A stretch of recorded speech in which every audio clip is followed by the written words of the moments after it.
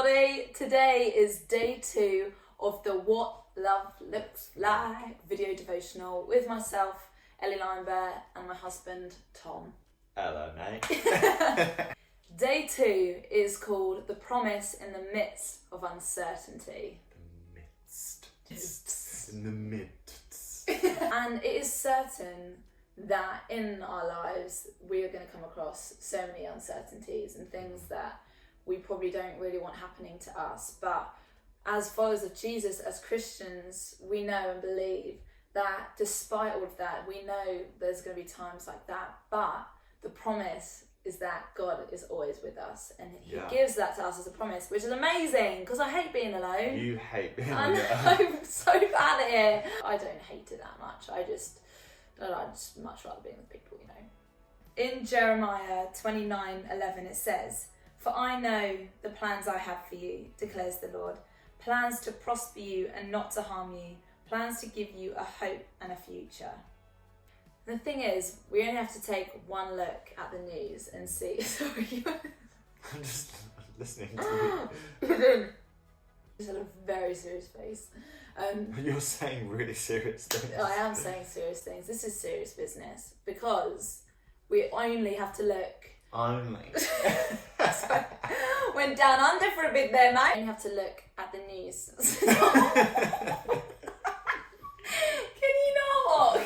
No. I'm just trying to look at you.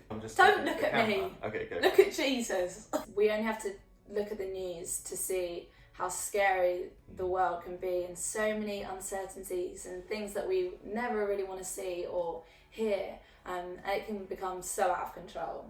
Alright.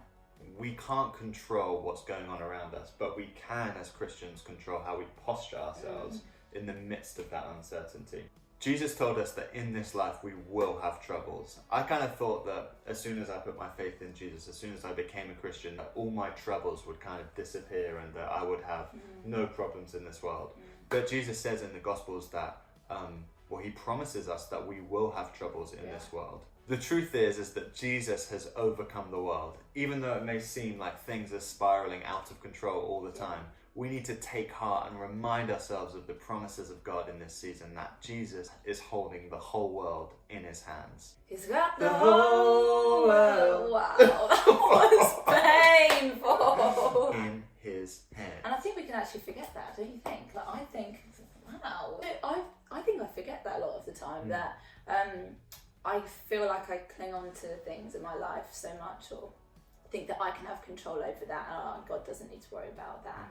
But actually, He knows best, and more than us. Yeah, and even to think about, like, God really cares about the tiny things in our lives. Like, sometimes I think, He only cares about the big thing, or my purpose, or my calling, or whatever. But God actually really cares about the small things in life, like what you're having for breakfast, or your homework, or the tiny things that I think are completely insignificant that God actually takes so much delight in. So true. He wants to know what you've had for breakfast. He wants to know what you're thinking about. He wants to know what you're dreaming about, what nail polish you want to paint your toes. He wants to know that. Hope is our greatest weapon against uncertainty, because with hope we can drive forward into a future that is equally as uncertain, but full of the promises of God. Full to the brim. Full to the brim. But He knows what He's doing, and He won't abandon you. He's going to take care of you, and your future, your whole life, is in the best hands. In the Old Testament book of Habakkuk, which is a funny one. Would you rather Habakkuk?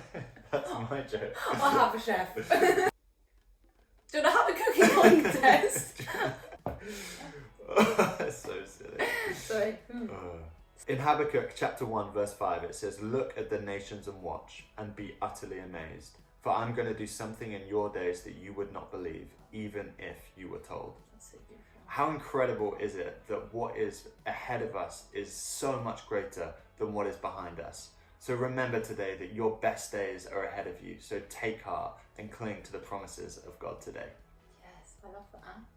I saw a story today of a guy who's turning 100 next week, and I don't know if you've seen No, I this, saw that. but he's doing like 10 laps around his garden to raise money for the NHS, and he's raised like £12 million doing like 10 laps in his garden. But like, I just love that story so much, because he didn't think or give up thinking, oh, I'm old now, I'm 99, you know, but he still knew that he had purpose, and still knew that until the moment where he took his last breath, he's still got life and something to do and can, you know, bless people. And that really encouraged me today. He has plans to bless you. He has a hope for you, a future for you. Your life is not a mistake. You have a purpose-filled life. So if you're still alive and breathing, you've got purpose. You've got a reason to be here. Your life is not a mistake. Totally. And even in these times of maybe you feel you're in the middle of mystery, in the middle of uncertain times, like, know that he still has a plan, and that he's